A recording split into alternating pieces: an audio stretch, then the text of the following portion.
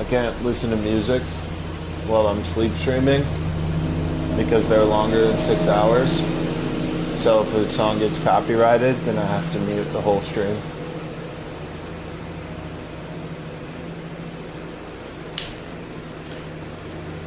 Can you hear now? Yeah, I can hear now. This would be your Maximus on the Cajon.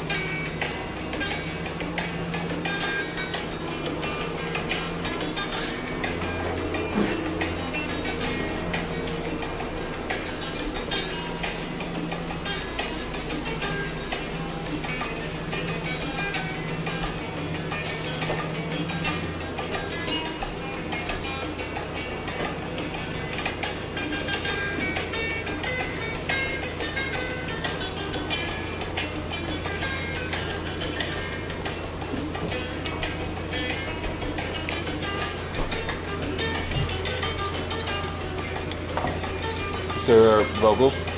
No.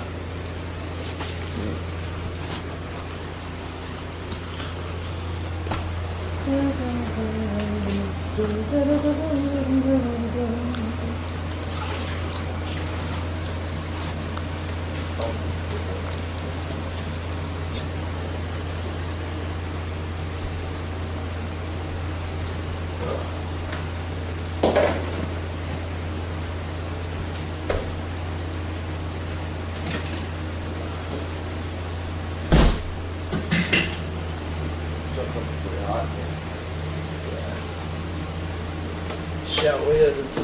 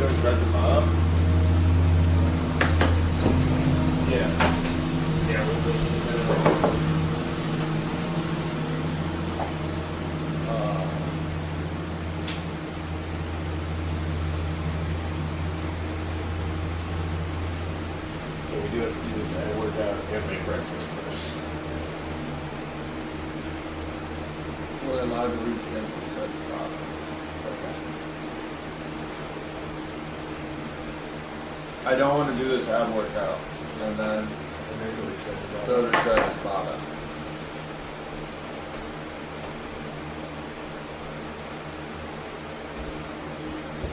Ciabatta?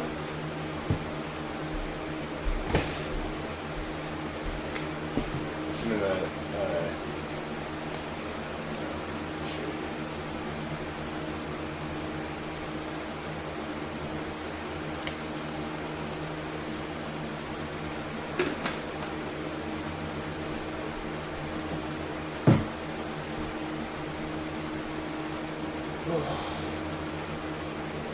When are we rescheduling?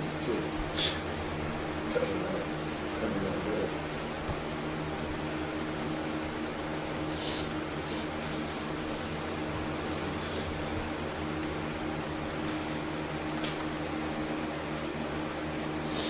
What's that song you were playing?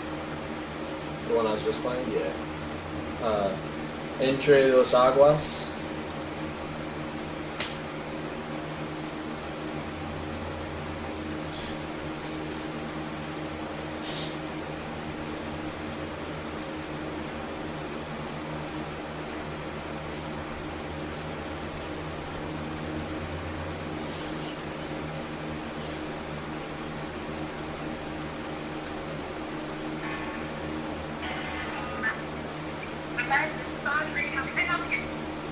Hi Audrey, we signed up for a class today at noon, and I was wondering if we could reschedule that to Friday. This is Ethan on behalf of Ethan and Michael.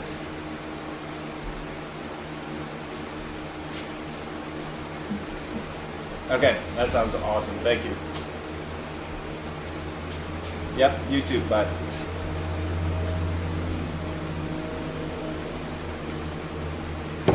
Friday at noon. Perfect.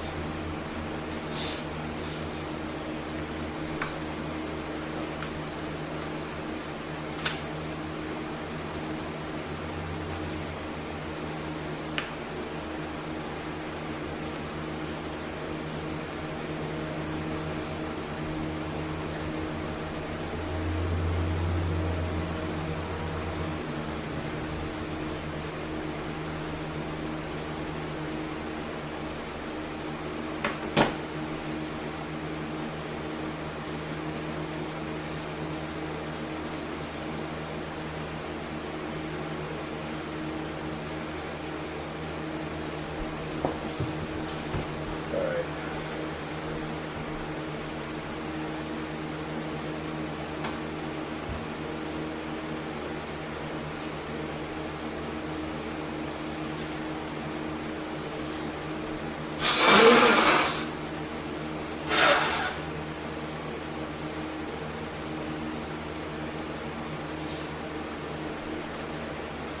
Be just gonna build out. Use not either.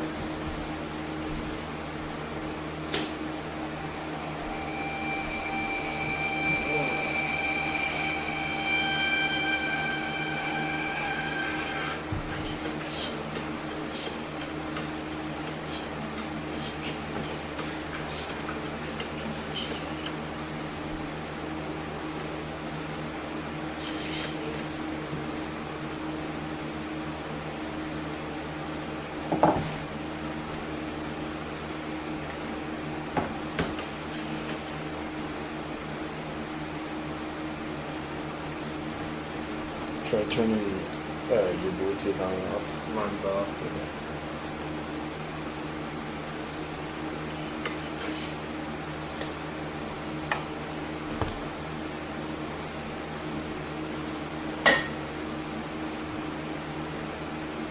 Why are you doing that? I need it. We have regular coffee. I need it. You need what?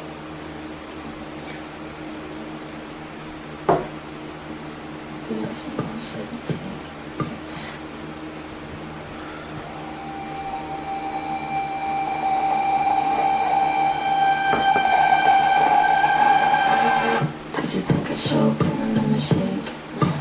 Had to save my money for security. Got a stalker walking up and down the street. Says he's Satan and he looked at me. I bought a secret house when I was 17. Haven't had a party since I got the keys. Had a pretty boy, everybody couldn't stay. On his way on me, I'm signing NDA.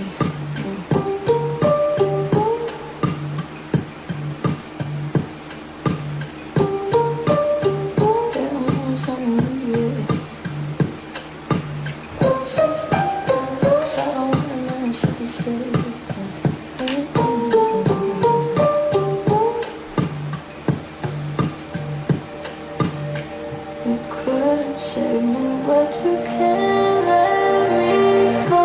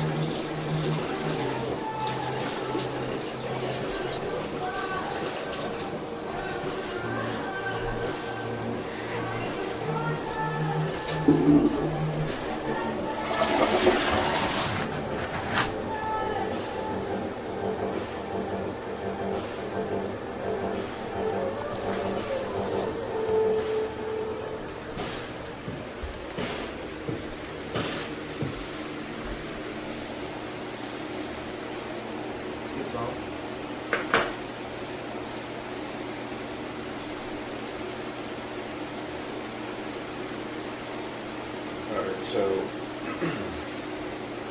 we're going to have a couple stations. We're going to rotate through 3 times.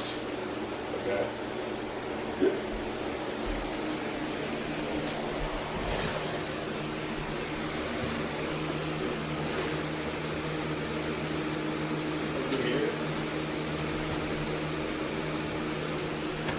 Straight sit-ups, okay?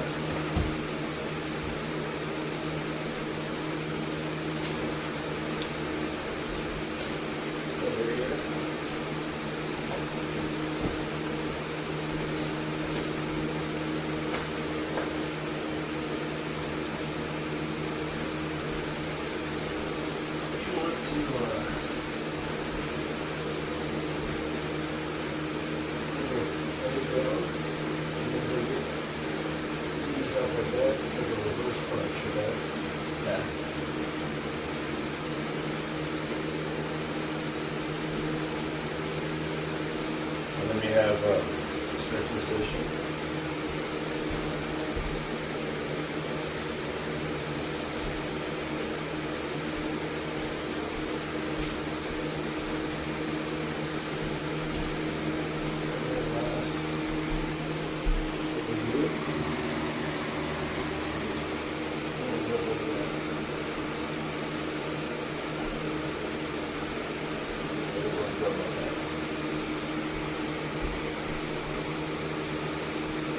I don't think I'm going to do any of those sit-ups, but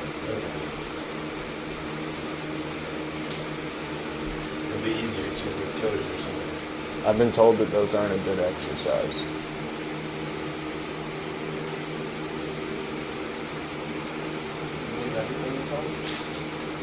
It just makes sense to me because I feel like I'm using everything but my abs and it hurts every time I do sit-ups. When I was a kid, when I could do a lot of sit-ups, it was just because I whapped my back against the ground, but like that, and threw myself up, and I was very fast. And you want to train that exercise? I also did get a little sick last night, but I don't feel sick now, so. My senior year at Blue Ridge, we had to do like a workout challenge for lacrosse, and we had to do as many push-ups as we could in like a certain amount of time. And I did 36, I think. And Bryce Potter was like, was like 68, and we were all like, there's no way. It'd have to be 68. And then I overheard Hetz say, oh no, somebody told me, they're like, yeah, Hetz said that you said you did 68 push-ups, which was obviously not true. Like, And you did? yeah, like Hetz said I was the one saying I did 68, when it was fucking Bryce Carter. So you fucking kidding me? Congratulations, that's a really high number. Yeah, just so cap. And then of course he thinks I'm the one capping.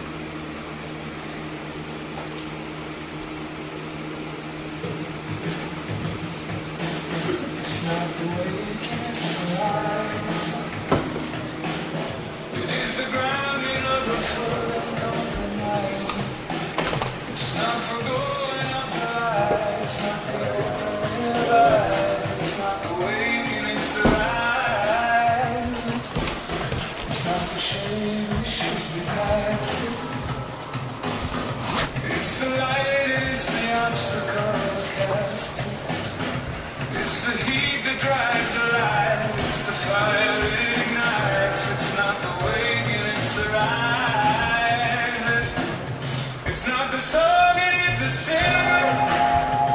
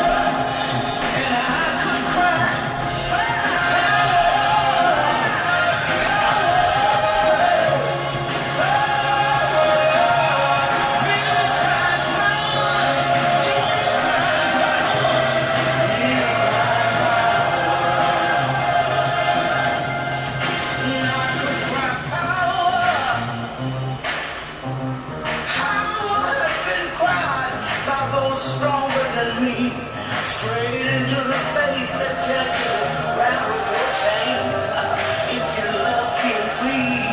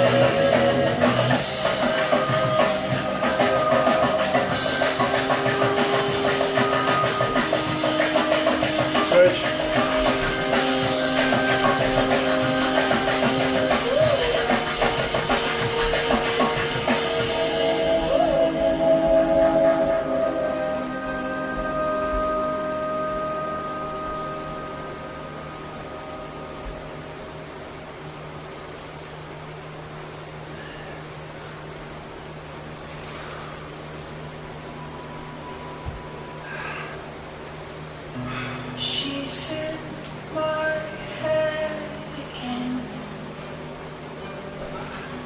She knows where I have been.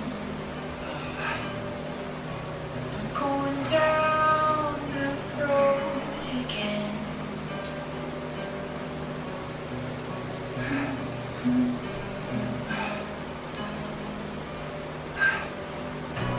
She's in my bed again. She marks her fingerprints in my skin. Breathe the perfume in. It burns like heroin. Now she's in me. And I can't let her go. And my bones are caving in. And she stole my faith again. And I wish you well. Oh, woman,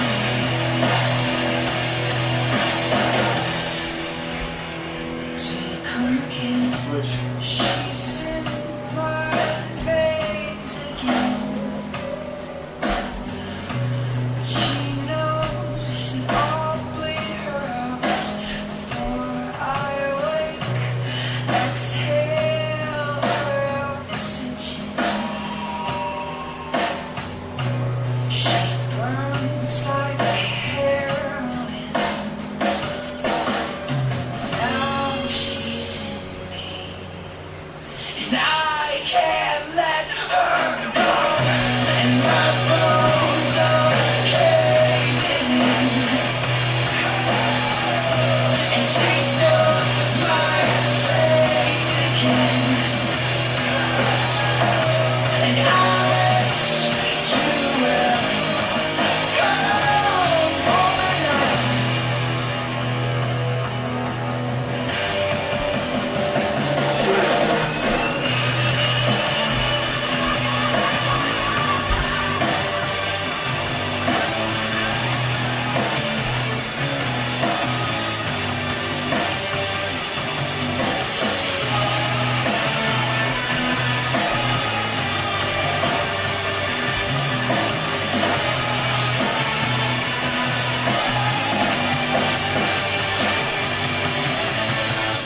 She's in my life again, but she won't ever win. And I wish you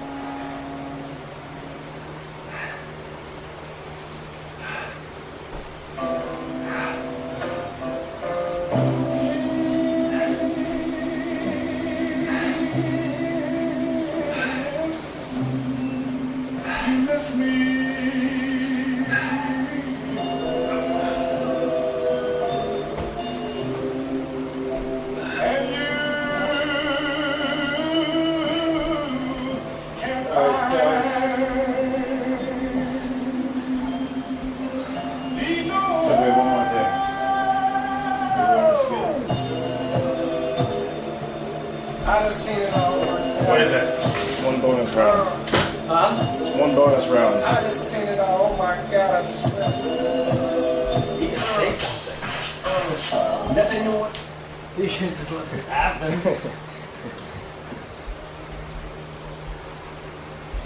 take off my socks. What do you have in mind here?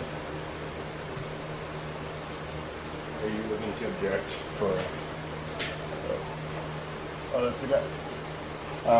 Just 10 slivers. I'm objecting. It's only us two. Why are you objecting? Because I spent like 4 hours last night clenching. And whenever I started to do something there, then I would pass gas and my stomach would start to hurt. And I slept for 12 hours, which usually is a sign from my body saying you did something wrong.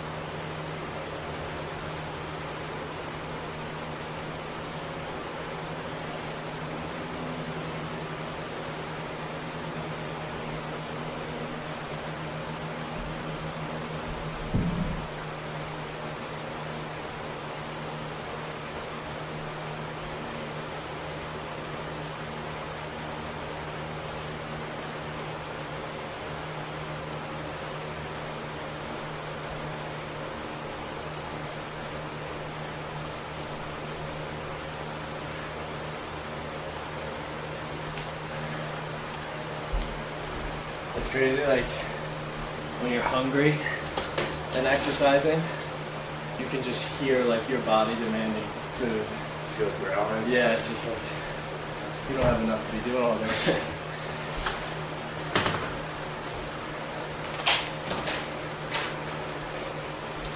You guys on board for breakfast salad still? Extra cheese. You think it was cheese? It could have been the buffalo sauce. I didn't eat very much cheese.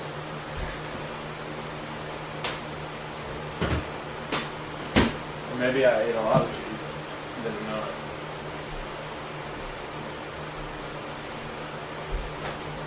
I don't think there was any dairy in the buffalo sauce. It wouldn't make sense for them to do. There's always dairy in buffalo sauce. And orange chili. Full of dairy. But it wouldn't make sense for them to open that restaurant as a vegetable vegan appetizer.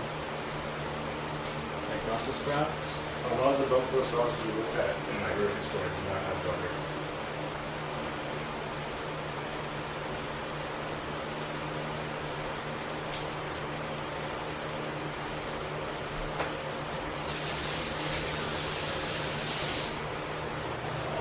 But I know you looked up the buffalo thing and showed me that the oven had butter in it.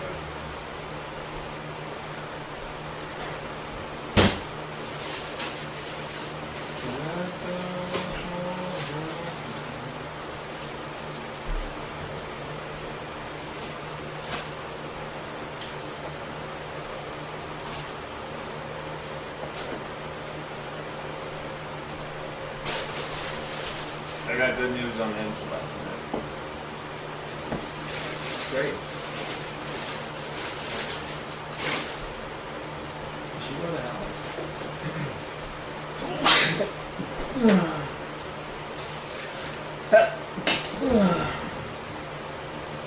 Yeah, she is.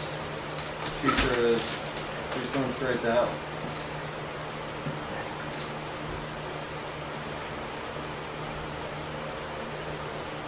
you should not go out with me if you're ugly.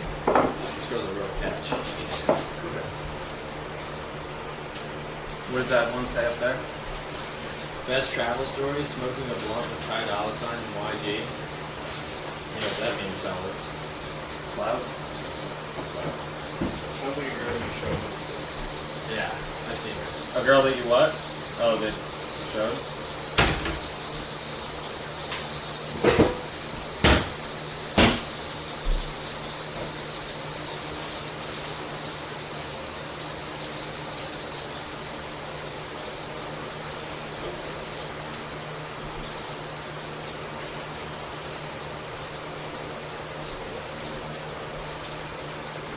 What? This is a Reddit, what could go wrong? And it says having sex on my porch. And this guy shows up to his house. And these people are having sex. Watch. I ran out of likes, so I gave this girl my rose. And I said one of my clients might be interested. Let me see it. Looks like a catch. I thought that was the best photo of it. This is the worst photo of it. This one? Yeah. This is the worst of her. I think so. She's doing pretty well. This is the sad little mustache one? Wait, did you turn it silent mode on? Yeah. You have to leave that off always. It's a good catch.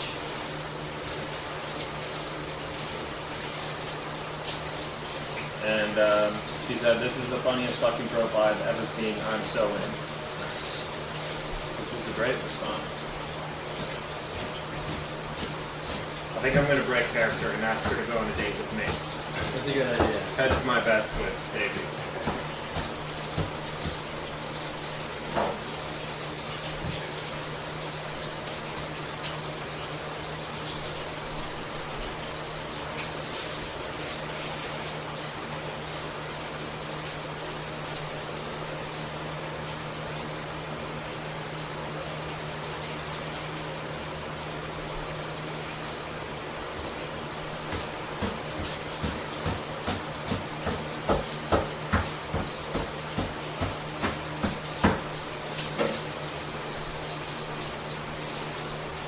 Clayton, one of the songs we played last night got my video blocked.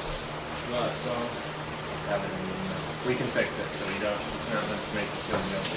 I don't feel guilty. The video has been blocked. Lights down low, featuring Cocked Up from One OK Rock. What? That's what it says. I never played that. I don't even know what that is. Who? Find out what point the night is. Oh, dude, that's probably at the restaurant. Oh. It's crazy that you just accused me. Well, I just knew we listened to music, so I thought it was one of your songs. And I was surprised that it was a blues song.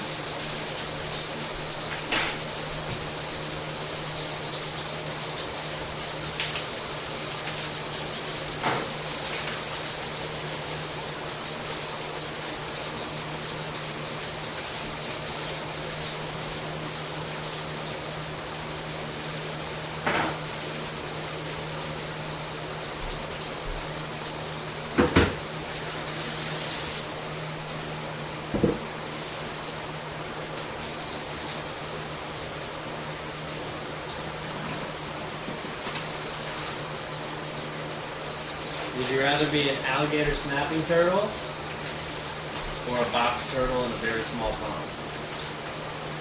That's the life of the alligator snapping turtle. I think they can go really long.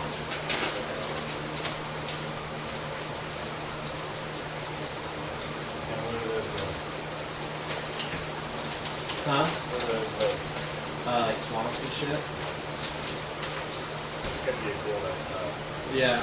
The difference, I think a big difference is that with box turtles at ponds, I could be wrong about this, but they seem like they hang out and like sunbathe and vibe. And alligator snapping turtles have to be like really like muddy and like they open their mouth and their tongue, they like a little fake little worm, a fish tongue, snack that comes through like different types of predators.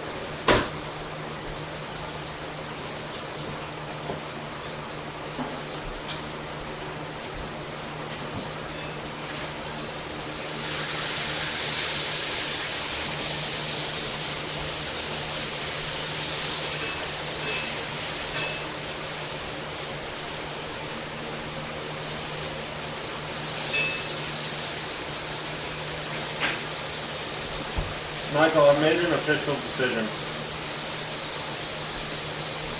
This is irrespective.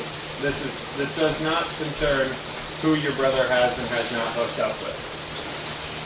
Just social media making educated decisions. Okay. The baddest girl to come out of Valparaiso in our time was Becca Riley. At this moment. Just since from the beginning to the end. Of like what we know. Better than Brooke or Tammy.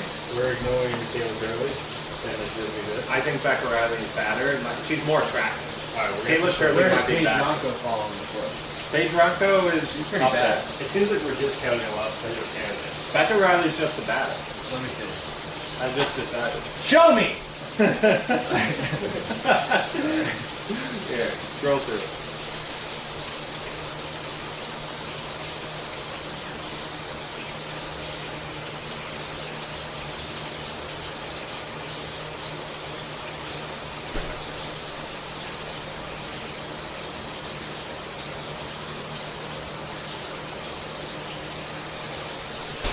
Yeah, I'd go Paige Bronco over this girl. Shut your mouth. I would. I mean it.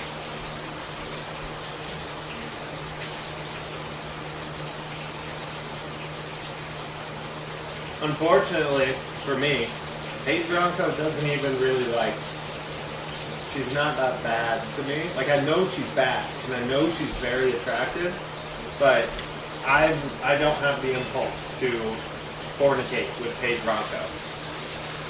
Oh, so you just wouldn't fuck Paige Bronco? I think I would have to be very drunk. Shut up. I'm tired of hearing shit like this. I'm not attracted to girls that aren't baby. I literally just showed you that. It all comes back to that girl who walked in front of the car that one day, and we were like, holy shit. Neither was like, I did not like seeing her. Yeah, 'cause she was 15. No, she wasn't. Yeah, she was. It's not what happened. What did you say? You said she was 15. No. You guys were both going to jail for that. She was 17, 7/8. At the lowest, she could have been 17. And listen.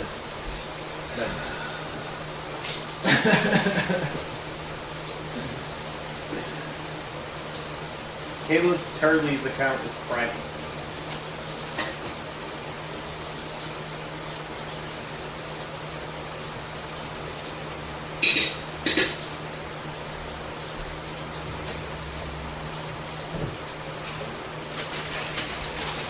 Now that I think about it, there are a lot of bad girls from Valpo. Alright, so you want me to show you Richmond Town?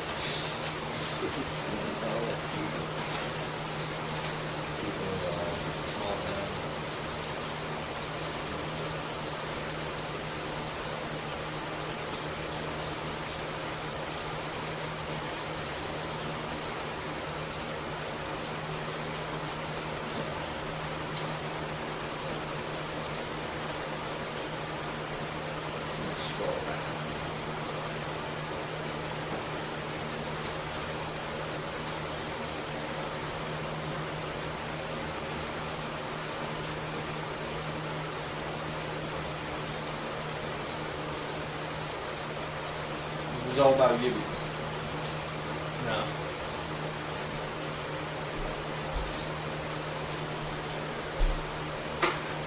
You know, it's hard to look at this and like judge whether or not it's bad or not because this is just Instagram girl, But that's bad. and I'm like Instagram girl. of Show course. Michael.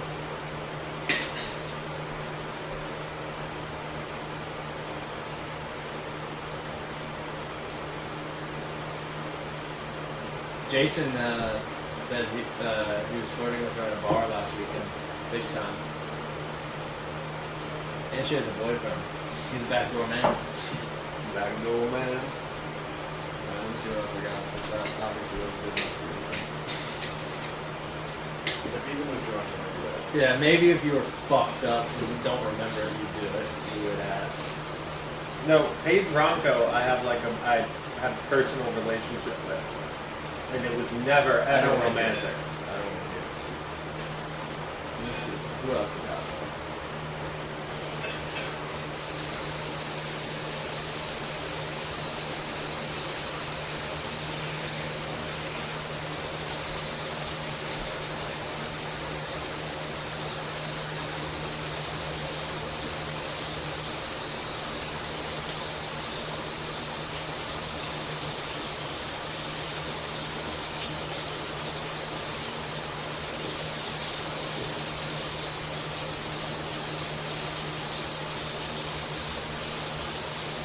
Michael, do you remember when we went to San Francisco, the date? Start of July. No. Or was that in June? Oh, it was supposed to. It was the end of June?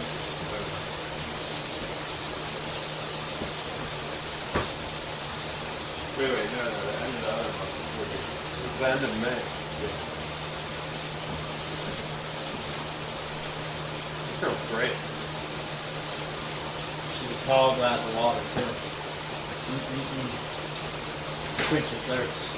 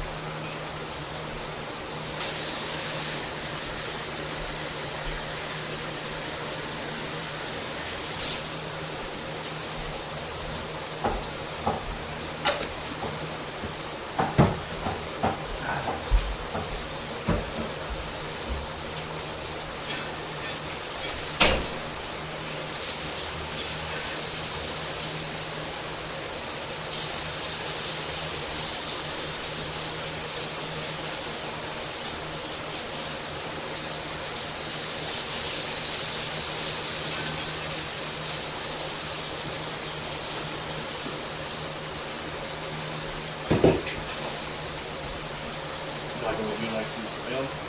Oatmeal? Is it too late? I don't really want oatmeal. We'll let it. You would eat French toast and oatmeal.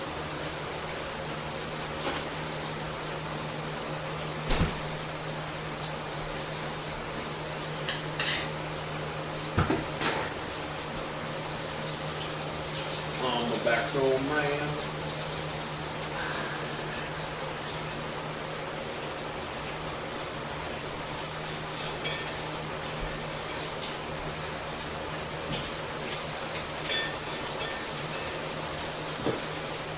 Ooh.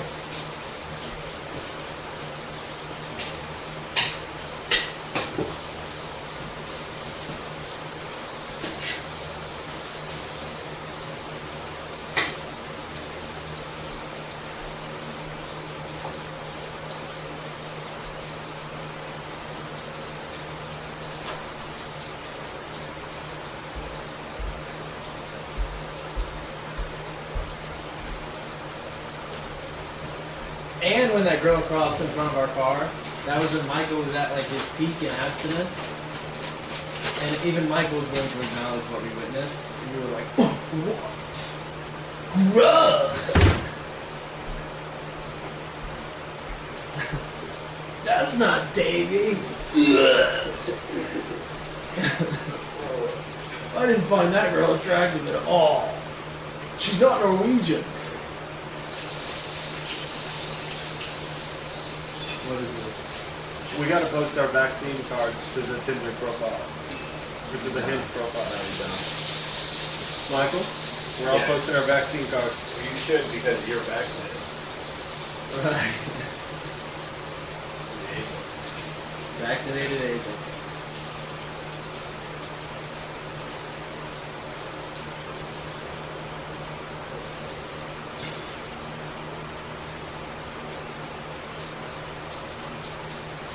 We'll help some of us who are more vaccinated challenged to get one.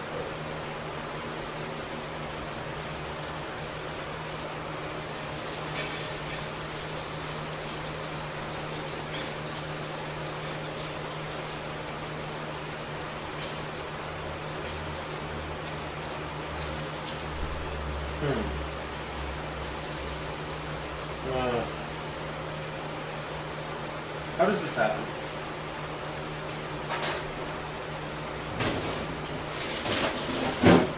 Your body. It happens. Is that smoking? Like there's No. smoke, there's muscles there. Just fat. But why does the fat accumulate there?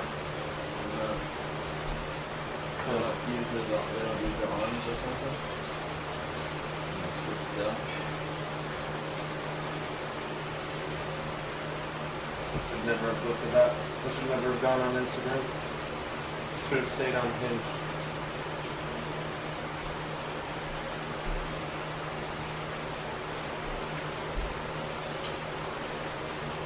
Did you ever eat pickled herring while you were out there? You mean out in Norway? Why is it supposed to be really big? What about fin bit? What's that?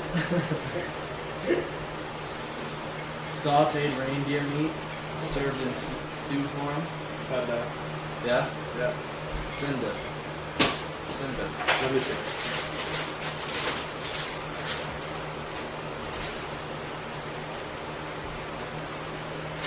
Is that in a bowl? I don't know. I don't know what they're serving that in. Some weird Norwegian plate. I didn't even get to read it. I'm going through the list of Norwegian cuisine. Oh, Sheep's head? No, I haven't. That's more of a thing in Oslo, I believe. Holy shit. Do you see it? Like Yeah. it's straight up a sheep head. That's a sheep. They eat that for Christmas in some places. Did you ever have brown cheese? Probably not. No, I don't eat that. I tried it once though because Katie told me I had. Smoked salmon? Yeah, of course. Lutefisk? Yeah, Lutefisk. Keep scrolling down. Boiled fish is right. Boiled whitefish, normally cod. Oh no, they didn't even boil it. It's just dried. Dried and salted. That's good. Delicious. Sod. Let me see how it's spelled. S-O-D-D. Sod. What is it? It's a mutton soup with potatoes and carrots. Bro, I'm telling you, it's exactly what I predicted. These are traditional meals, by the way. I thought these jokes were more like out of left field, but it's more grounded. Yeah. Well, How about whale steak? He's looking up traditional. Did you eat foods. whale steak? No. No, I never ate whale steak. Did you? You tried it? Did you? I've never eaten whale steak. Was it good? I know I haven't. It's just not, it's like Very not frowned traditional. upon all across the world. Norway's like one of the only places where you can buy whale still. Alright, what else is there? Was it good? I don't think I've tried it. Dude. Wait, I did try whale like sausage. How was it? I didn't like it. What is that thing? Torfisk. Yeah, You had that? yeah. Unsalted and cold air-dried fish. Oh my god. You hear that, Michael? Yeah.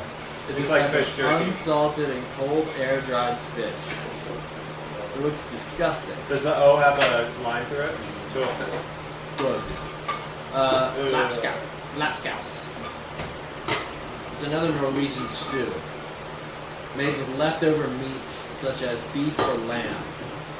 Potatoes are also included in the stew, along with vegetables such as onions, carrots, rutabaga, celery root, no spices and herbs.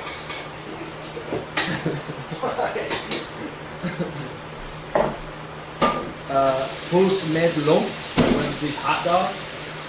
Pulse med lumpa. Yeah, that's good. That's very good. Probably like that. Did you ever have fish balls? Yeah, I think so. Norwegian waffles? Yeah, Norwegian waffles, Davey makes really well. He makes a bunch of them all the time. Okay, let me see. Cloudberries, those are cool. Rye bread. Yeah, that is really good. Breakfast?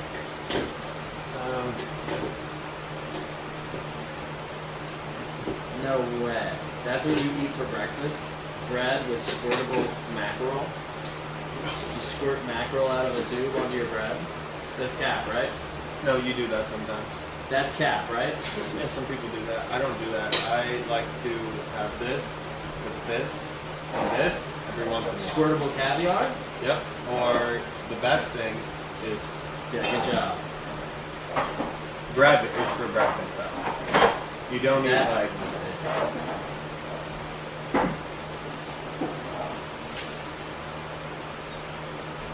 This is what I would eat for breakfast in Spain.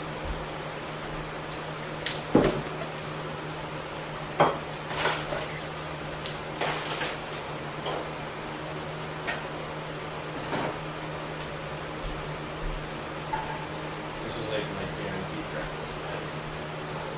Except this would be white bread. Cafe con leche, olive oil, tomato, salt. Yeah, so it's good. It's so good.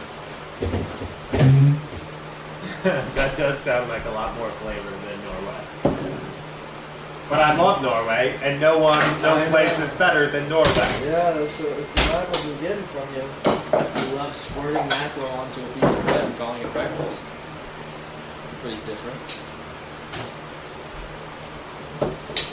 God, reading just about different countries' cuisines makes me so bored of what I've been eating here. You know? I just pitted the two of you against each other on Hinge. I'm sorry, I should never have done that, but I wanted to do it for fun. With who? Nobody. Are you like even remotely a good agent or what? I'm a great agent. Let me see. No. Yeah. You cannot be involved with the rest of this process. I just want to see who the talent is. You already saw it. There's that girl, kind of pathetic mustaches. Yeah. Good job. Really fuck that. Alright. I think it's 62 a person. Ethan got the keto drum.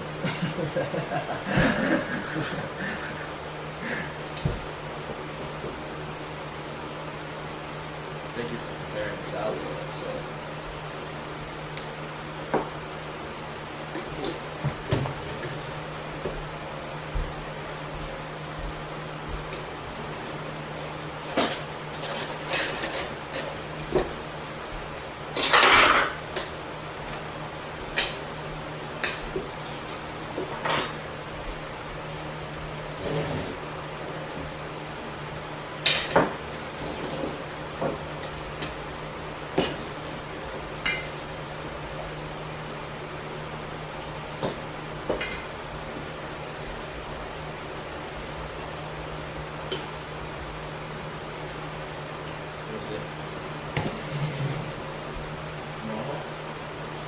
Today.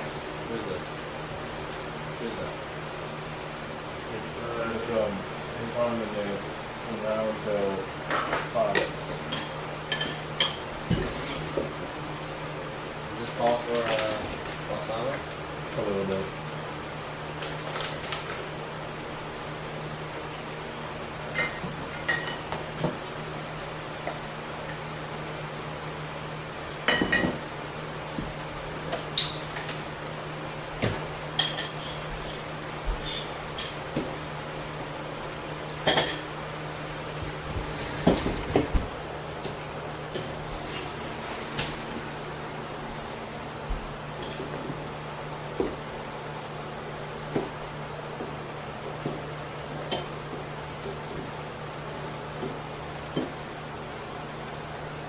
part of the country do you think has the worst cuisine? In America. Yeah.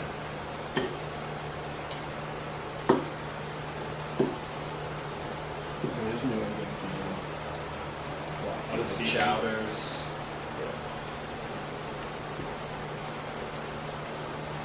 Maybe like Montana. Or Indiana. Maybe Indiana. You don't have any fruit or vegetables in Alaska. Oh, true. Yeah, I bet Alaskan is like pretty much the same as Florida. Yeah. Sounds pretty great. You and Dave, you can go live in Alaska. That'll be cold. Sometimes. Is that colder than Norway? Norway's a lot warmer than Alaska because of the Gulf Stream. It brings warm air out to Bergen. But once you go over the mountains, it gets very cold. But Bergen is like similar to Portland in temperatures. With colder summers.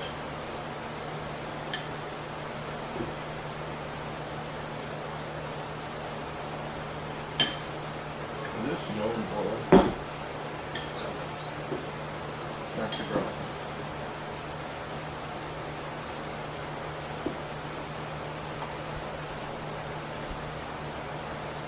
Clayton, what do you think about going to Portland on Sunday? This Sunday? For what? Just go visit. Just stay one night. Sure. Cool. Yeah.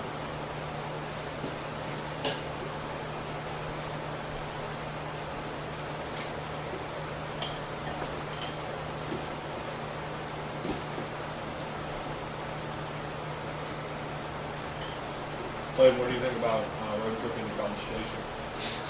Probably not. Thought maybe you were in a good mood now or something.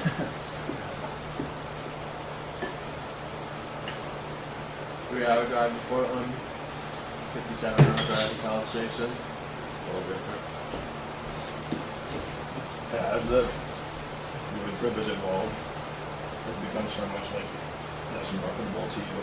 Yeah. We're gonna do it in even less amount of time, as fast as we possibly can.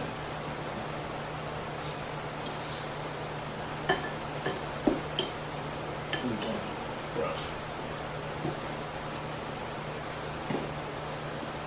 This is the sequel to Full House. This is the secret of Tiny too. When are we gonna engage with the new secret contact?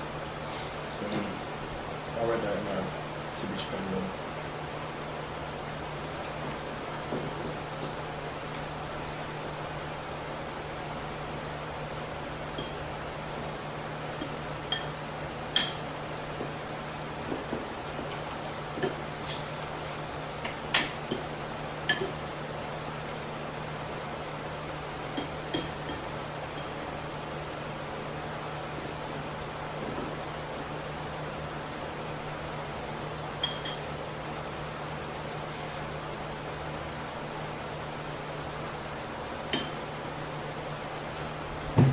You guys getting used to sleeping in the warmer temperatures? I don't think so. What you say? I don't think so. No, well. Last night was a bad night for me. Yeah, it's been a little easier for me.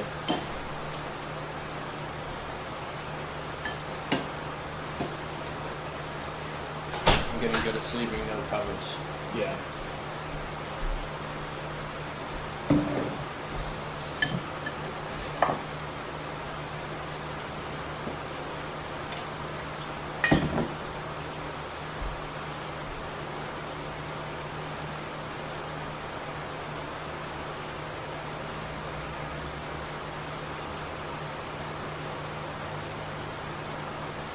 You pick one pet,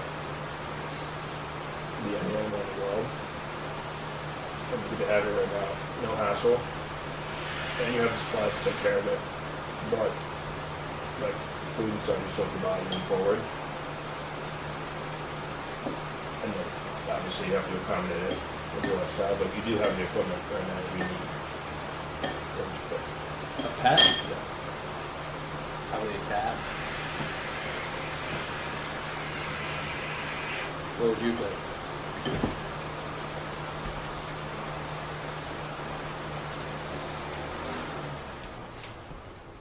I think I'd do like some kind of rodent or like a sugar glider or something. Really? Yeah.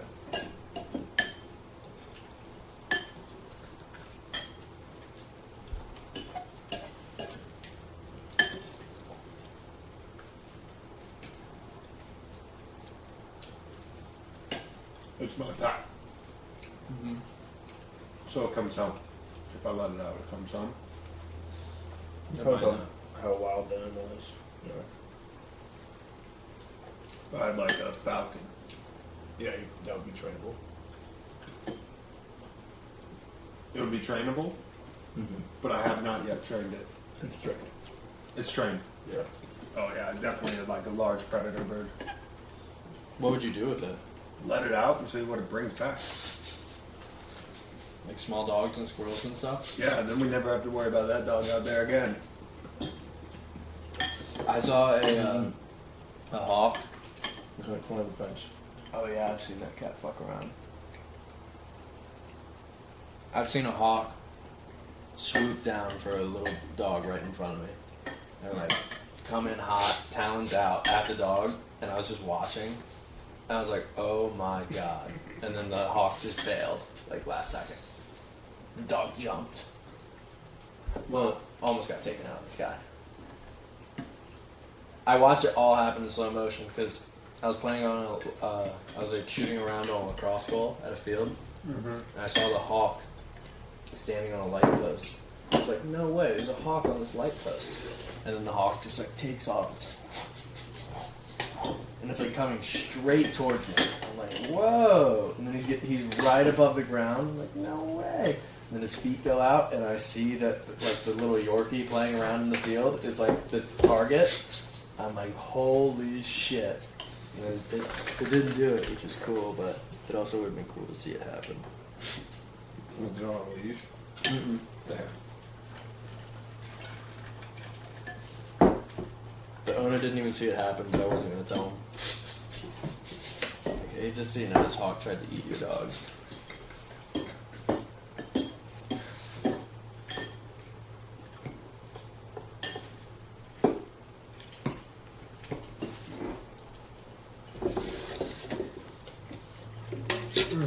There's in New York City a place that was acceptable to have cats. Yeah. And dogs if you're like super, if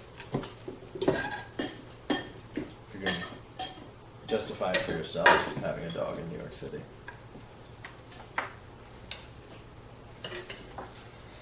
I've been thinking about getting a cat before I get a dog. Some people even have babies in New York City. It's like human babies. Think about that. I've been thinking about getting a cat because I could leave for a day. Put food in my bowl. In a litter box. They're good. Right. They will That's figure it out. unethical. What do you mean? Well, cat websites would argue that it's unethical. Why is it unethical? Because they need like mental stimulation. They can get that. From what? Oh, you got mental stimulation. I'm not a cat. You could FaceTime them. Hey, cat!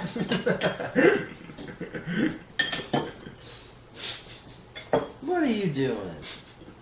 Alright, I'll see you later. You hiding under the bed all day? My roommate's cat lived in a basement with no food. Actually, that's not true. We would put food bowls down in the basement because he would never come out. But he lived in a pitch black basement for 3 months. No human interaction. Like, I thought it was dead. Then the owner came back, right? Mm-hmm. And they looked for it a bunch, and then when the owner came back, the cat just came out of hiding and it was like, meow. Yeah, immediately. That's insane. Mm-hmm.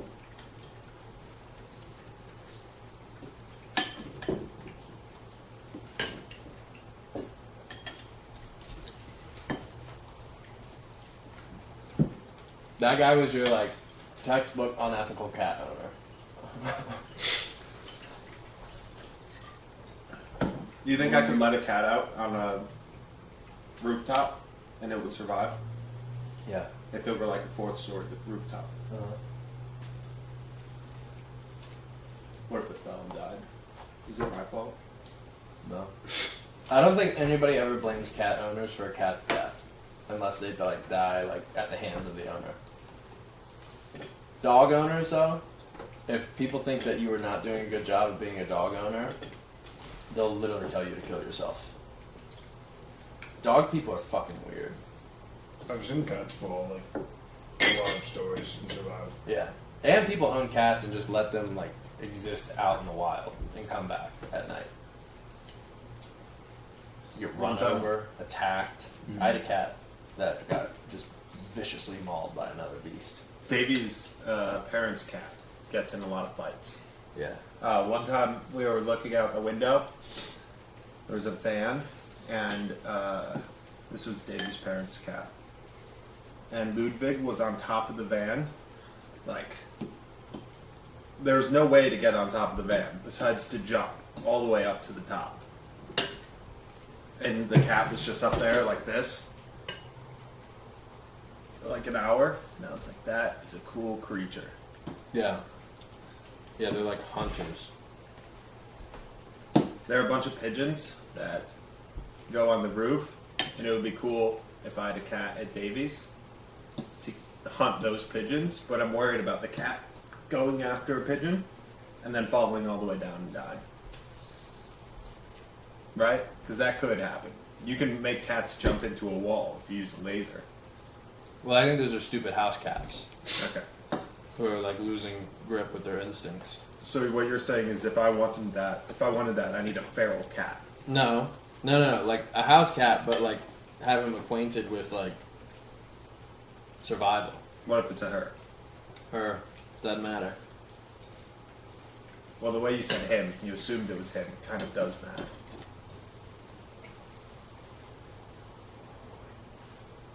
They, them. And then if Davey and I break up, Davey has to keep the cat. Mm-hmm. I like that. Yeah. That's a good idea. Give her another incentive to not break up with you. Get a cat together. Or we have a foster your family's cat. I think we probably could if we wanted to. That really cute one? Mm-hmm. Holy shit. Yeah. Michael's going to take it for a walk. Can't leave the house, I don't think. The cat can't leave the house? Why? Because it's just existing as an indoor cat now. I mean, you can take it out. Well, he can take it out on a leash. Maybe. I don't On think a walk. cats are like leash animals. They can handle it fine. We've tested. There's just, every once in a while, a couple components can get leaky. But besides that, it works fine. When would you want to foster this cat? August. We'd have to retrieve the cat. You're right. It's a cross-country cat road trip. Yeah, it is. Flight.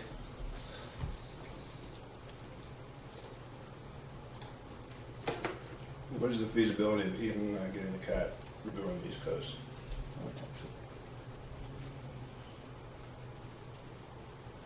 We could use a cat on a road trip. It would do you well. No, not do us well. I do not want a cat on the road trip, actually, now that I think about it. Then everywhere we go, we call the station, we have to figure out what to do with the cat.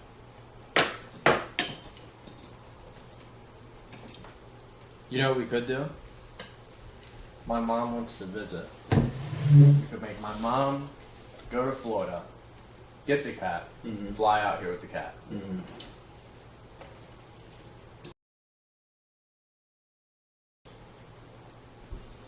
So like, it's at your sister's place, right?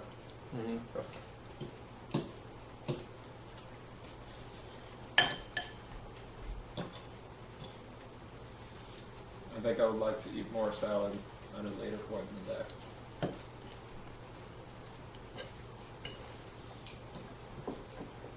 She said that the cat was like already perfectly like not litter box trained because it received no training, but instinctively it was just locked in on the litter box as like the bathroom. That's crazy. What did we do to Tiger to get him good? Just picked him up and put him there like 3 times, right?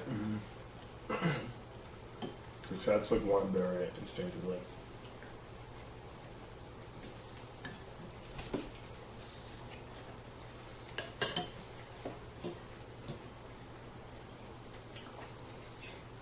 That is awesome, isn't that? To get a cat and all you do is it's like writing a line of code in the cat's brain. Like, Right. This is where you poop now. And then the cat goes, this is where I poop now. It remembers it forever. Right. And like won't poop elsewhere. Unless it's like special circumstances. That's awesome. I think I'm supposed to remove this now. I think they said after 3 days, remove the tape for it to breathe. Good. Should I remove it? Yeah. Get that stupid tape off. What the fuck I feel over again? It's a go home. Oh shit. We'll go home, put it in bed. Where do you guys play? We're playing at the park this Friday. Oh, you are? Yeah. Where at? What park? Drake Park. Like at the stage? Yeah, right. I think it's right near the stage, actually. Not on it? No, not on it. Why aren't you on the stage? Just acoustics. Oh, okay. So you just set up in the grass somewhere? Mm-hmm. Exactly. You don't need electricity at all? No, we need electricity. We just set up at a different spot in the park for acoustic reasons. Okay. How's it look without tape? Does it look like it's bleeding everywhere? Yeah. It's gonna look like that forever then. Uneven lines. Sorry about that. It's a good try though. It's a good turn around. Yeah, turn around and show us it from behind.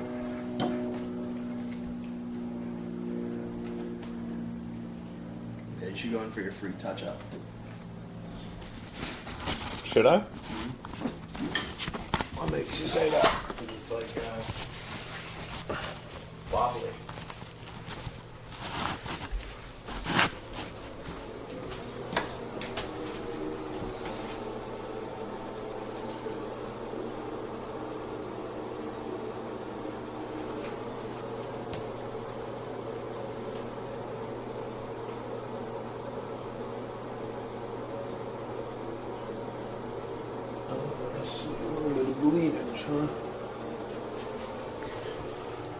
Clayton, I need some lotion. Wait, I thought you're not supposed to lotion. Didn't she say to put lotion on? I thought that's like a thing you're never supposed to do for this episode. it. No, you can put lotion on, you just make sure it's dry first. Because you don't want to have water in your arm.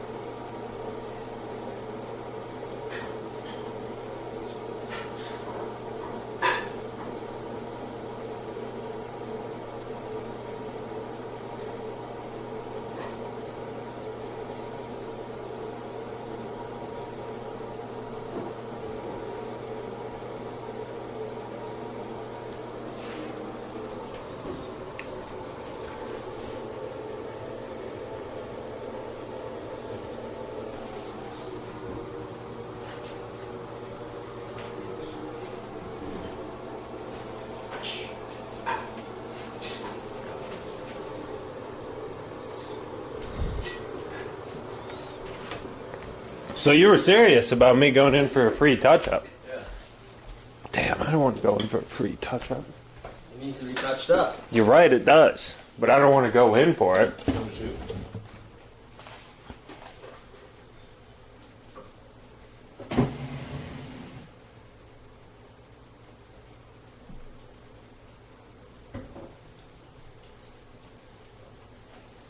Look at the lines on that compared to the lines on this.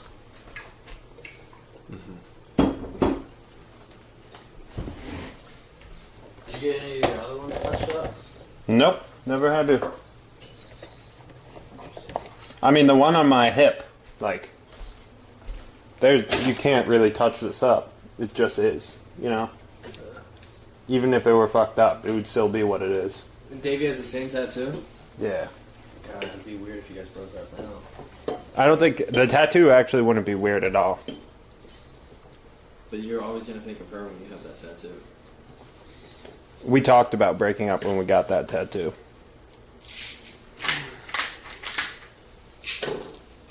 You might as well put her name under it. That would be weird to break up after. You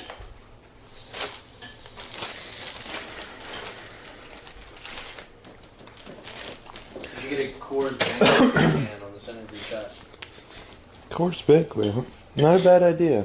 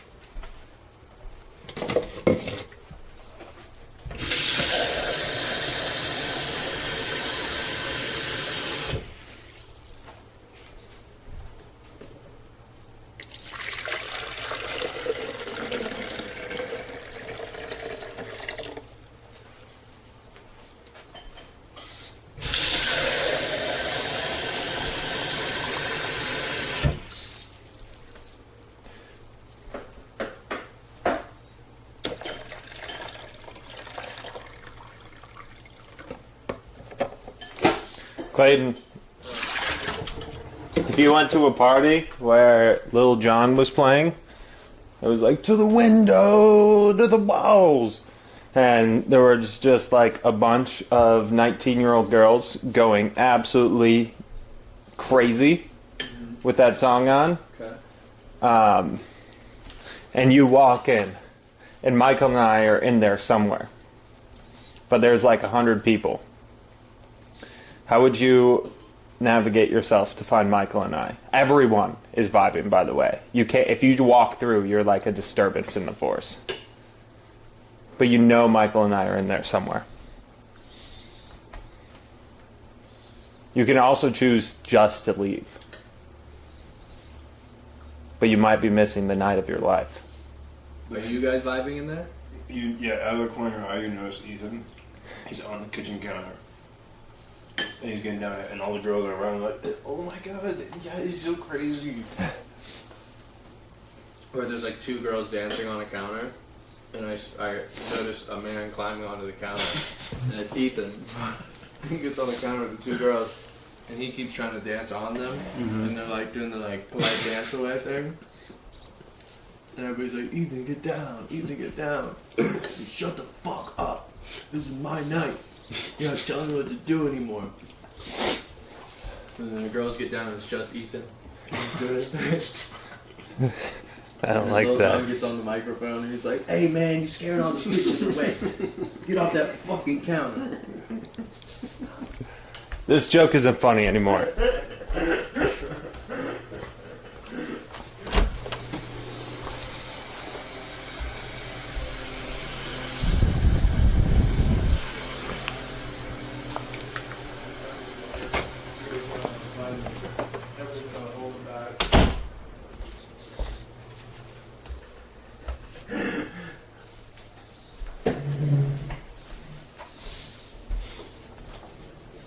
Let's go back to the original thing before it was just me being the butt of the joke.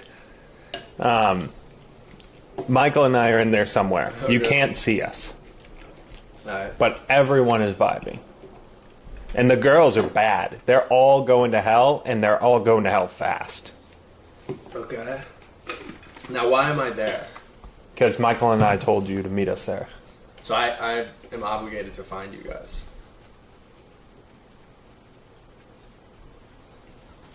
I would probably just patiently sit, like stay where I am in the back, where I have some breathing room. I can watch everybody do their thing until I find you guys. Then eventually you spot Michael and I.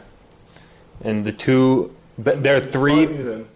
No. He's on stage dressed as Lil Jon. That's not Lil Jon. That's Ethan. I noticed that while the face is black, the hands are white. I'm like, what is going on? And his big dreadlocks. He's doing a bad impersonation of Lil Jon. He's like, what? Yeah, okay. And I'm like, and everybody's like, woo. They're all drunk, and I'm like, hang on. I don't know if this is actually Lil Jon. And then you notice me by my eyes. They're like light blue and big. Your eyes. I'm like, holy fuck. That's not Lil Jon. That's blackface Ethan. Putting on an entire concert that people paid tickets for. No, here's what you see Michael and I. And there are three of the baddest girls in the whole place. Like, with Michael and I. And Michael goes like this. He's like... And you've got to dance your way in. You can't walk over. Yeah, that's what I wanted to see. You know, I went to a Waka Flocka concert. I got on stage with all the bitches. Really? Yeah. That's awesome. I did like this exact thing we're talking about. I've never been in that situation I was describing. I think Michael's been to a concert at USC where girls were really going at it, like single leg twerking and stuff. What was that? What was the concert? It was the videos you were making where there was like 50 people and you filmed it on your iPhone because you showed up drunk. That's right. I was at this party. It was like and it was like an all black party. It was like Black attire? maybe no, it was like a black fraternity or something. And so I was just like these people were like having a good time. Yeah. Yeah. probably is so fun. It was way different than like the fraternity parties and stuff. And they hired me to shoot a video. I'm recording, and then someone starts screaming. People start running. It's like in a backyard, and there's like an alley that leads out. And people just start running, and then like everyone starts running. So I start running too, and everyone just evacuates. And then like no one, I don't know, I never talked to anyone who knew what happened. But eventually we just all came back, and then the party came back. But I filmed a couple more parties for them, and it was definitely raucous. Nice. Have you ever driven around with a gallon of Caribou in the back? I'll tell you what, you don't want to be driving with your headlights on in a situation like that. You want your headlights off. You want your headlights off, and if the cops come, roll deep. Roll deep. Roll deep. Mob out. Mob out? If the cops come, just mob out. Just run. Drive. Drive. With headlights off. Fast as you can. So there's about, listen, there's about, 40 to 50 cars, everybody's cranking babes. Some of them are sitting on our car cranking babes, which makes us uncomfortable. And we're scared sitting inside the car at this elementary school parking lot. Why are you doing this? This dude comes up to our window and he goes, "You guys coming?" I go, "Yeah." He goes, "Listen, I got a gallon of Caribou Lou in the back. Turn your headlights off. We're rolling as a caravan, as a unit. If the cops show up, just mob out. We hear you." So we hit the road. Lights off. Going like 80 miles an hour. Backcountry Idaho. Was this with him? Mm-hmm. So we get to the venue that Snoop Dogg's at.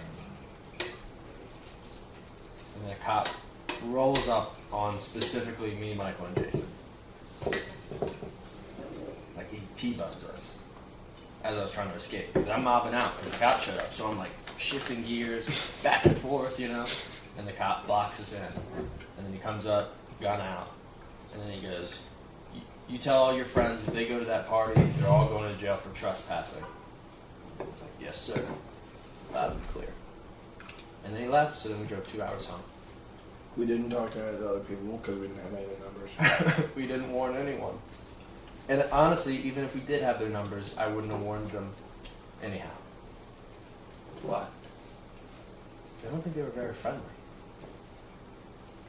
Because they were sitting in your car. There's a lot of just weird circumstances, a lot of fights breaking out. Guy was wearing a shirt that had a wolf howling at the moon. That's just how them. That Jason specifically talked shit about. That sounds horrifying. And then all the girls in the parking lot, they're like, "Ugh, I just want to be rolling now." Like saying things like that. Like falling? Mm-hmm. It Or was a about hard hit. rolling, like just rolling to the party. No, it was Molly. Okay. It was a hard hitting crowd. That party we went to was probably like one of the more one-of-a-kind parties I've ever been to. That one, The one with the guy who arm wrestled us. there is nothing like that party. Is that the Elvis one? No, that was another one-of-a-kind party. This one was fucked up. But that was in Michigan, wasn't it? Dude. Yeah, that was a... Damn, I forgot about that one. One You time remember we were at the- a party at Lake House in Michigan with me and Steven and our friend Hunter, who's like a provocateur and super funny guy. And the night, I guess the guy who owned the Lake House maybe had like a daughter there, and Hunter kept like telling the dude that he was gonna like, was it direct? I don't know. He was insinuating that he was gonna bang his daughter, like over and over, and that guy like left and then came back dressed up as Elvis, like full head to toe, like, and he started impersonating Elvis. The dad? Like the owner of the lake house. And then so I don't know what. So Hunter kept saying that to him, and then eventually the guy just pulled the gun on Hunter. And right? This is right? I think he had a rifle. Were you there? No. No, he I pulled think- out a pistol. Okay. In his pulled out a Elvis pistol. costume? Yeah, and he pointed it at him. He's like, "Don't say that anymore." And so he stopped saying that. And then the night kept going on, and like by the time the sun was rising, there was like we were probably like 15 or 16, and I want to say there was a guy who was like mid or late 20s, just an absolute unit, like so jacked, probably like 6'3", 6'4", and Hunter was like a extraordinary athlete, but like, I mean, it's 15 or 16, you know, he's like super small compared to this guy. And then they started like getting physical, and they decided to wrestle outside. And so we all went outside, and it was like David and Goliath. Like, this guy is just so massive. And so we were all like super tired, like everyone was either becoming hungover or like still really drunk, like sunrise, and just watching this wrestling match. And it was like back and forth for a little bit, and the guy was getting Hunter. And then Hunter, I don't know what move he did, but he like won the wrestling match. Like he made the guy tap out, and it was like the craziest note to end that night on. That was a weird night. A gun coming out of a party is not fun. Yeah. Especially if it's like the adult who owns the place. Right. Who's dressed like Elvis. Right. The one in Boise we went to, we were hanging out with this group of girls, and one of the girls, who was quite attractive, was dating a 27-year-old guy, and we were like 17 and 18. That was our age bracket. And we go, and they all took Molly, so they're all rolling on Molly. There's a 27-year-old guy and his 3 27-year-old friends are there, and they're also like on Molly and drinking and like just very much alpha-ing the place. Was it just me and you there? Damn. Sure. Against all odds. Yeah. So we're hanging out, and this one girl, Tiffany, she's like, I can drink like liquor and it doesn't affect me. Like, well, that's just simply not true. And she's like, it literally doesn't affect me. So she's just drinking a fuck ton of liquor, saying it won't affect her, and then within 40 minutes, she's like passed out on the couch. We were doing this. I was like Snapchatting a lot. Snapchat was big. And I kept,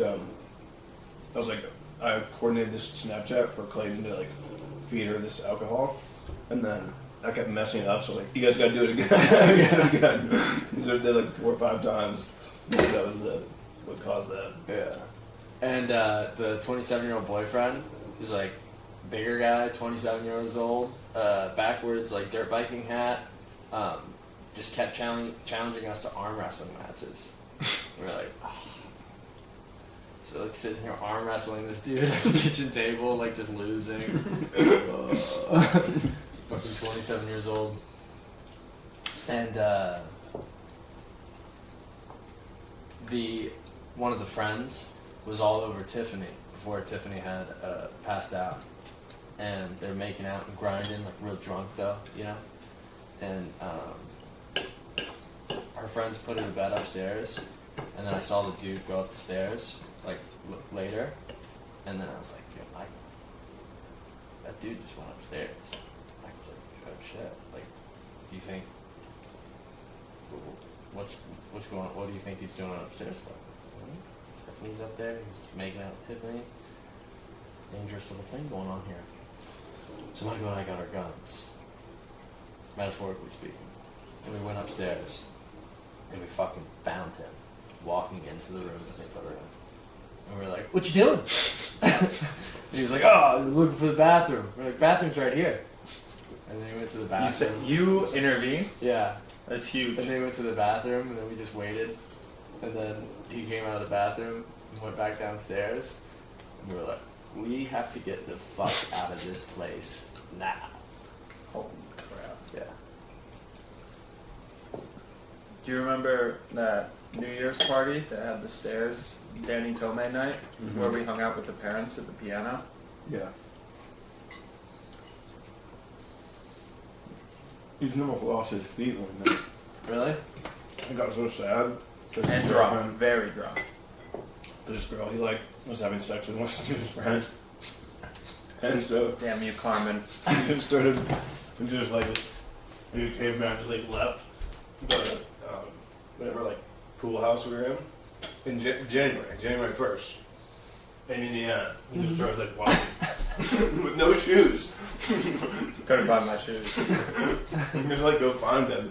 And like put him in the hot tub and stuff. Like come back. Michael, I think, put a heater on my feet and was like tending to my feet. I can totally see you fucking walking off no shoes through snow, just moping around the town. It's so sad. I don't care. Ethan, you're gonna lose your feet for the rest of your life. Who cares?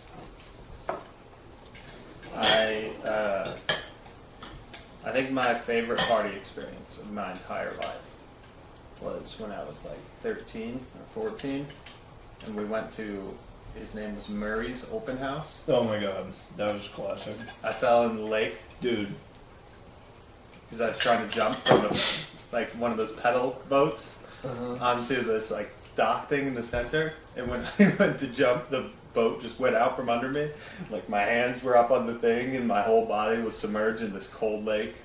And we had a food fight of chewed food. This was like And we did a not party belong here at all. Where we were so young. That was like probably our first party thing, like 13 or 14. And then everyone else was like graduating in high school. Right. And we just went under the radar somehow. It was like dark when we got there. But they had like a keg and stuff. And so it was like, damn, like it's happening. And there was like a playground. The whole place was just chaos. There were like fights and stuff. And Oh yeah, fights. And when That's I a was young, classic party tons of food. requirement. When I was young, I think I used to be able to smoke without getting anxiety. And I think I took Adderall before this party. Then I smoked weed. Then I got drunk at the party. So I was just on a million substances, 13 years old, this place that didn't belong, having the time of my life. Oh yeah.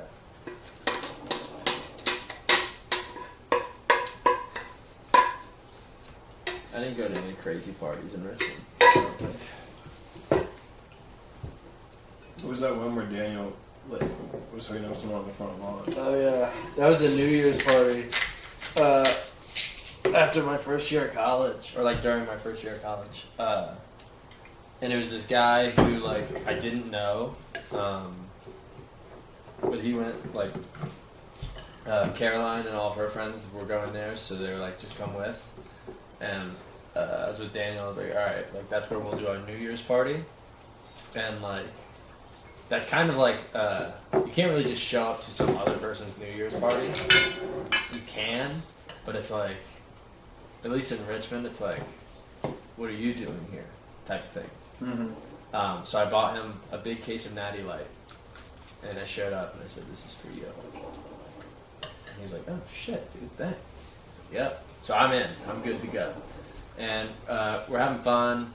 And Daniel's hooking up with this super attractive girl, making out. She gave him a blow in the front yard. And then we're on the way out, and I'm like leaving. I'm saying bye to some people, you know, see you boys, fellas. And then this dude Luke Martin, who like grew up with, like, we weren't friends or not, like certainly not enemies or anything like that. Just like we definitely know each other. He just grabs my throat, pushes me against the wall, and I'm like, what are you doing? He's like, what am I doing? I'm like, yeah, what is this? What are you doing? And I don't remember what he said, and I was like, this is no proper response. And he was like, oh, you want to see a proper response? And at this point, so we're early college, Daniel is like a gorilla compared to these people. Like, Daniel's a really big, strong guy. And he was with all of his friends who I was like dapping up, and then he did that, and like none of them were even like they were all like, what are you doing? Like, what is this? Like, nobody was like amping up to fight except for him for some reason. And then I was like, Daniel, this guy wants to show me a proper response. And Daniel was with the girl, and he's like holding hands with the girl and like kissing her. And he looks over at me and sees like the dude holding my throat against the wall. I was like, Daniel, this guy wants to show me a proper response. He's like, oh, what? This dude wants to show me a proper response. And he walks over, full caveman, like, chest out. And the dude just like let me go. We're like, all right, let's get out of here. Full on caveman. I took acid with Daniel. He was so mad that he took it. All day. He was like, God damn it. While he's tripping on acid. We're like, Daniel, dude, fucking relax. You're fucking all of our shit up. And he's like, oh, this isn't me, man. I shouldn't have done this. We're like, well, it is you now. So just have fun. Relax. Like, it's a good time. I was like, don't you feel good? He's like, yeah, I guess I do. He's so torn about the decision. We go to this party at this fraternity, and there's like this outer, like, there's like yard, and then a pit goes down, and that's where the party happens, in this pit. And everybody's in the pit, and we're just me, Daniel, and Jason are on acid, like not drunk, like not a sip of alcohol, just acid. And we're standing above the pit, just watching all the drunk people, and like you see them sweating, and they're like, and they're like dancing up, like there's a bottle on the floor, and they're like dancing around the bottle, like, oh, don't hit the bottle over. You know that game? You never see anybody do that? Like, it's the dumbest drunk game. But somebody puts a bottle down, and they're like, oh, whoa. And then somebody comes out, and they're like, that's it. And it's just like, don't hit the bottle. This sounds like a bad game. Oh, dude, it's terrible. It's just drunk people shit. And then you see guys like yelling, whispering into girls' ears, and like you're witnessing it all from such a hyper like awareness state. And I look over at Daniel, and he's like on the railing, just like observing it all.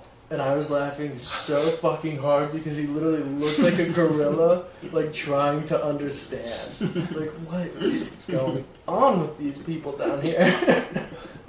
And he was holding on to the railing. And we were both just so disgusted at what we were seeing. Like, let's go get pizza, man. Let's get out of here. I'll never forget that moment.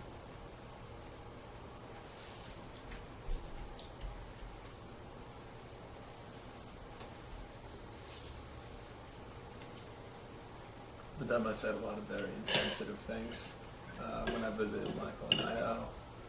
And then I started a relationship with a girl who, from home, like over Snapchat.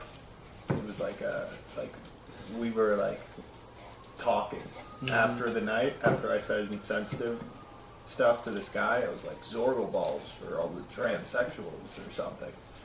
I think I was like 16. And then I started a relationship with a smart girl, like the smartest girl in the school. And I was like flirting super hard, and then we had a thing going when I got back to Valpo, and I'm like, what am I doing? This is not what I want. I don't want to be with the smart girl. And it was just like a bunch of regrettable actions in one night. And that's all I remember. I remember like leaving the Idaho party, going into like this private pool house so I could Snapchat message the girl. You loved her. Very briefly. Was she a baddie? She going to hell? No. She was very intelligent though. Unattractive. She's not unattractive, but she had an She's ugly? No, she's not ugly.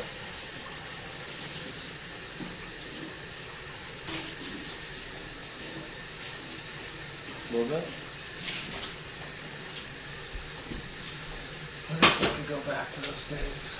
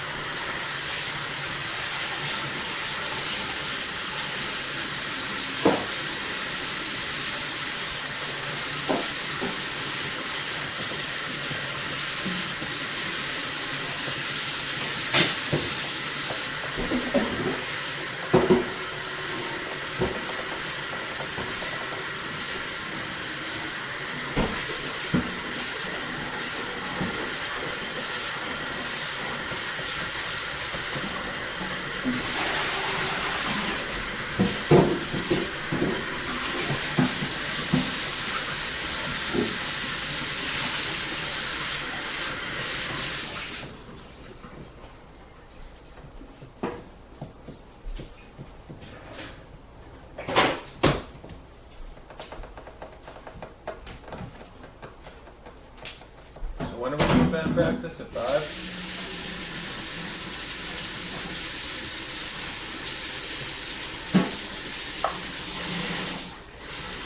Go dresses. Go stupid. Go dumb. I do, but I think I should put it on the fridge.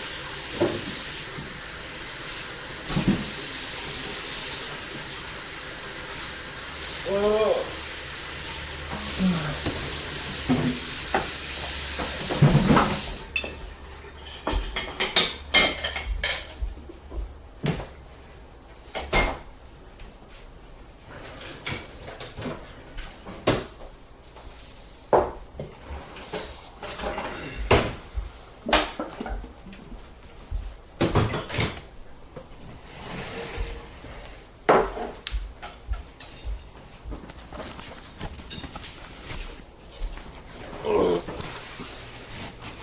Oh, I do, yeah. I just am probably going to go to the bathroom first. Okay.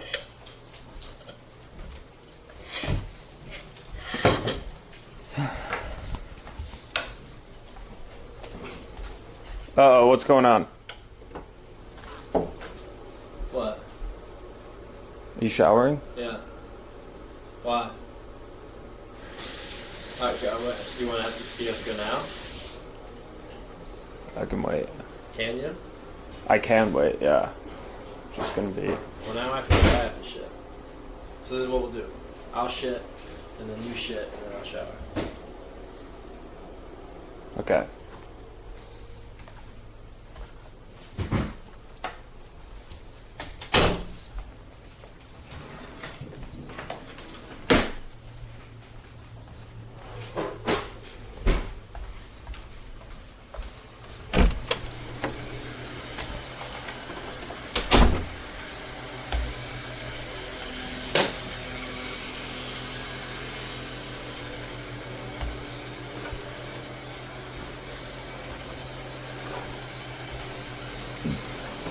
Oh.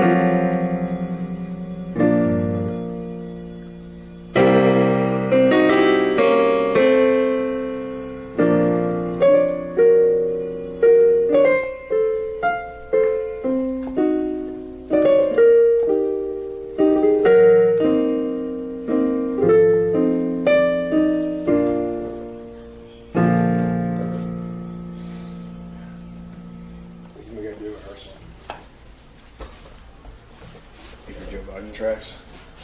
I need to poop. Smell poop. I'm 8. You can't focus. I don't think I should do anything until I poop that requires good energy.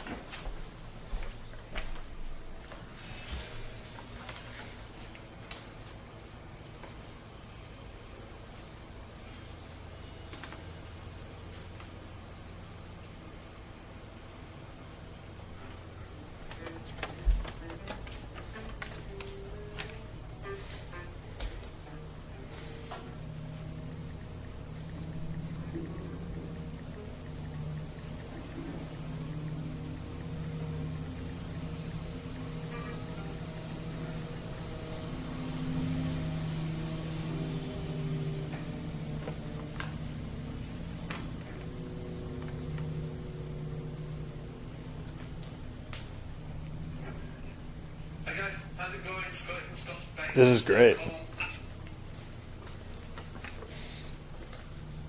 Perfect. Dear Agent E, please tell me more. Nice. That's good.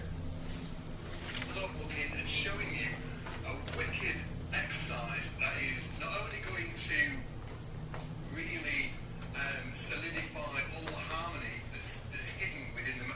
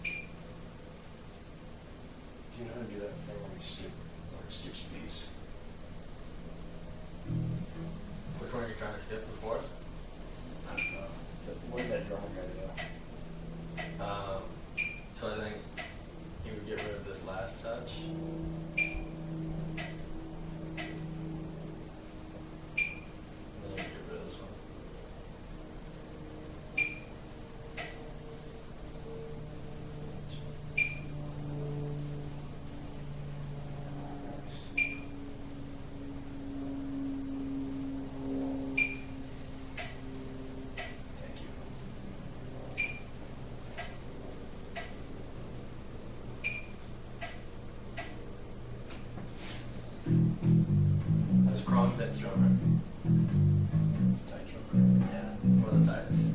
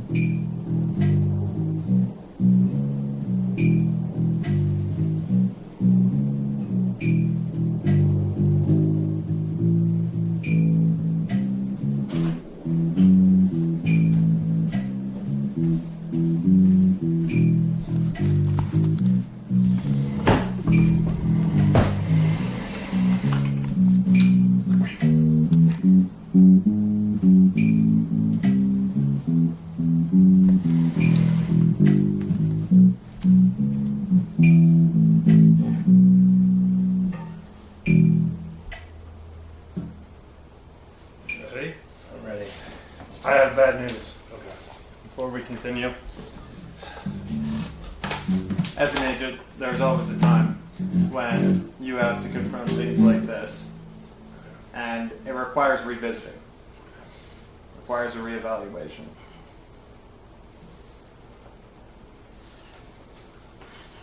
I got a message to all of this, the whole profile, A, Y, and B, yes. I said, thank you for your interest. You have a particular client in mind.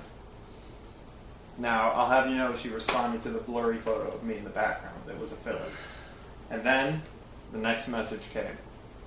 And it requires revisiting the profile. Oh, yeah. This is when you capitalize. How so? You ask her, you just explain your rates and your service. My rates and my service? Give her the professional response. What is that? Pretend like you think she's interested in signing up for the agency, right? Oh, yeah. We're currently not taking any female clients, but taking Female clients. but we could make an exception. But I could make an exception for the right price. I'm going to put an M dash in there. By using an M dash on Hinge, that's really saying I'm official.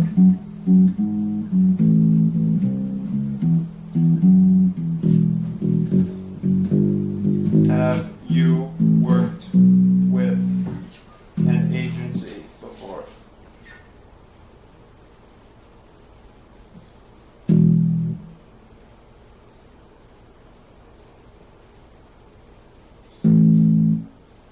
Now, we could practice our set list, or we could practice with a metronome together. Yes, those are both good ideas, but you know what's most important. We have to get our basics down. I need the thing that goes on the thing. You know what that is?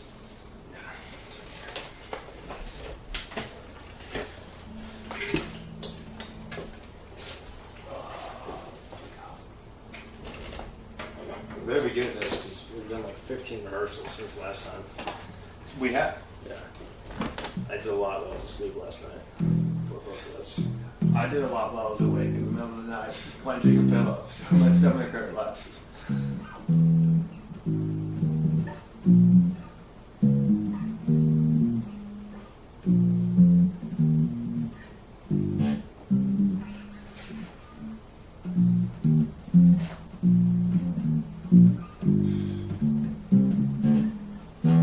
Economics has never worked. It's time to believe some things in America. Trickle down. I'm sick and tired of corporations not paying. Please tell me you remember the chords you played. They were so good for that song. It was like B minor or something. I don't think I would play B minor. B flat minor. I think I tried to keep it real simple. It was emotional. It was really empowering.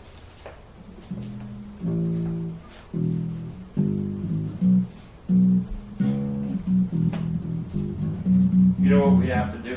I have to go back to hear that chord.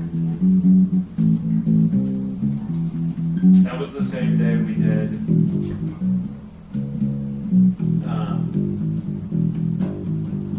a lot of planning. Day 10, Popcorn Nazi, nightly wind down, hang out with Michael B. That was not the first band practice. It was after that. What day did we start planning?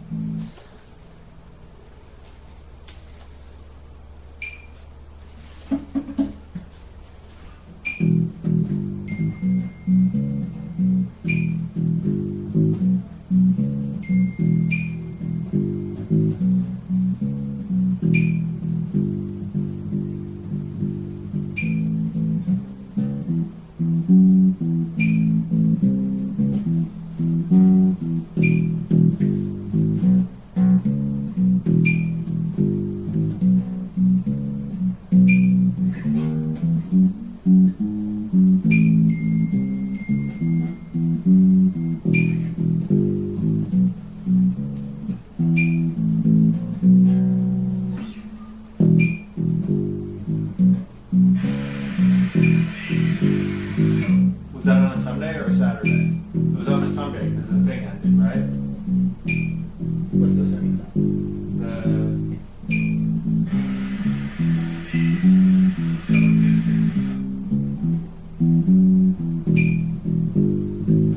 Server, brief workout.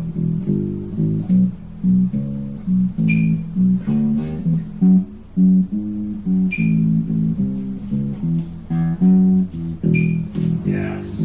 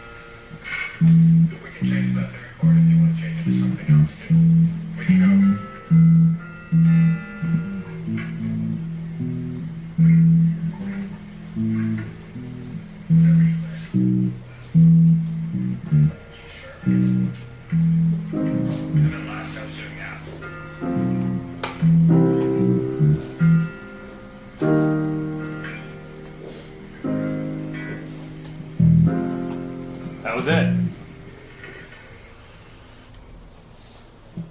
Alright, teach me again. Alright, so we're gonna Paying their fair share. Joe. Wait, down the place, Joe. So we're gonna go C minor. Okay. Then we're gonna go up to E flat, E flat, my bad. Then we're gonna go down to G sharp to F.